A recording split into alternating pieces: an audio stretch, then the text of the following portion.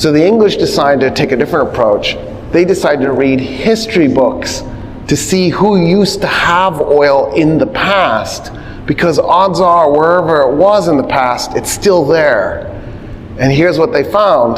They found that sometime between 750 and 800 AD, the same time that the Arabs are inventing industry, by the way, same time that the Arabs were also inventing modern agriculture, they began lighting their streets up at night using oil that they piped through their cities into lamps.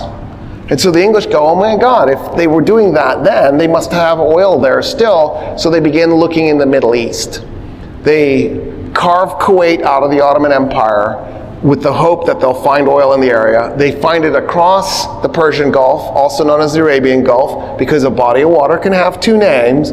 It's gonna be okay. Just for example, the English Channel. The French don't call it the English Channel. Why would they call it the English Channel? They would call it the French Channel if they were gonna call it something. They don't, they call it La Manche, which means the sleeve.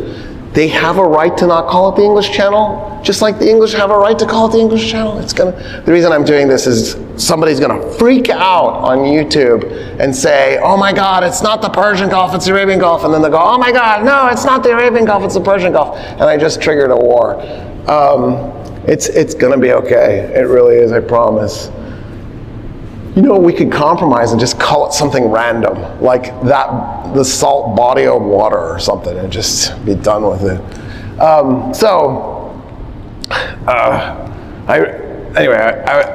recently had an event where I said to a person, it can have two names, and they got really upset. And they go, no, it can't. The English find oil in Khuzestan, which is the southwest corner of Iran. They strike an amazing deal with the rulers of Iran where they'll get 84% concession. Normally, if you're a foreign business extracting a resource from a country, it's a 50-50 split. Because, right, it's the country's resource, but you did the work. So you get 50%, they get 50%. The British got an 84% concession, and they were giving the Persians just 16% for their oil.